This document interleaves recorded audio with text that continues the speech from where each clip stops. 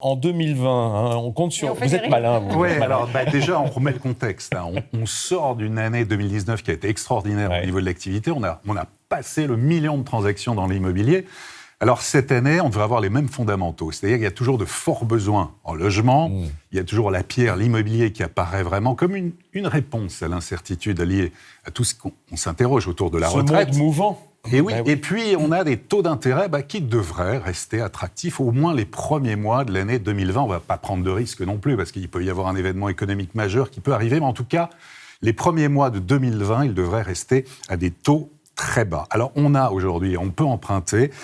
À taux fixe, en moyenne, on est à 1,13%. C'est toute durée confondue, donc c'est très très bas.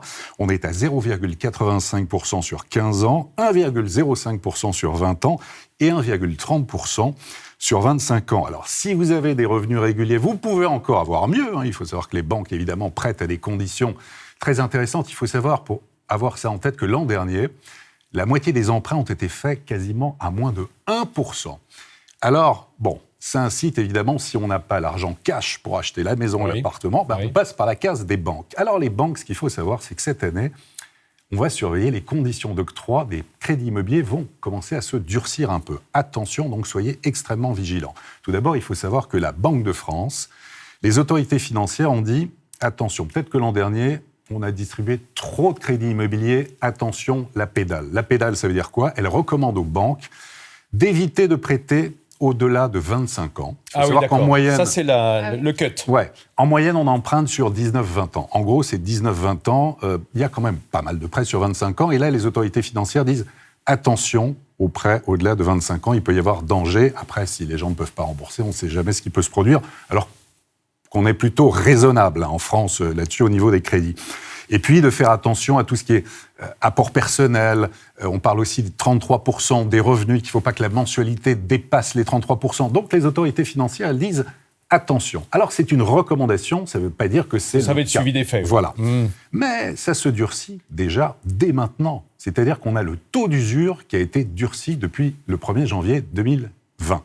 Taux d'usure, qu'est-ce que c'est ? C'est le taux d'intérêt, c'est le taux de l'assurance, c'est le dossier, c'est les frais de garantie. En fait, c'est tout ça. Totale. C'est la totale. Et la totale, en fait, ça commence à être de plus en plus difficile. Et donc, maintenant, c'est 2,61%. Ça ne doit pas dépasser sur 20 ans. C'est-à-dire que vous mettez tout bout à bout. Merci, si vous dépassez, la banque vous dit « je n'ai pas le droit officiellement de vous prêter ». Donc, il faut être extrêmement vigilant. Alors, on va rester positif. Il y a des règles quand même pour en tant qu'acheteur. Évidemment. Alors, les règles, évidemment. À connaître, en tout cas. Anticiper, c'est la base. Calculez au plus près votre budget. Faites le tour des aides. Prêts à taux zéro, si c'est la première fois que vous allez acheter dans l'immobilier. Prêts à taux zéro locaux, régionaux, départementaux. On en avait parlé ici même. Essayez d'avoir un peu d'apport personnel. 10% de la somme de la maison ou de l'appartement, c'est bien. 6 mois avant, si vous avez des découverts et autres crédits en cours, essayez de les limiter. Autre conseil important, faites jouer la concurrence. Faites appel à un courtier, très important le courtier, n'ayez pas peur de votre banquier. S'il y a des meilleures conditions ailleurs, il faut faire appel à un courtier. C'est gagnant-gagnant, il doit vous faire réaliser des économies. Et puis étudiez bien les offres qui vous sont faites. Vous pouvez aussi économiser en prenant une bonne assurance emprunteur. Si c'est dans votre banque, vous pouvez changer chaque année à la date anniversaire. Vous n'êtes pas obligé d'avoir l'assurance emprunteur chez votre banquier, vous pouvez l'avoir ailleurs.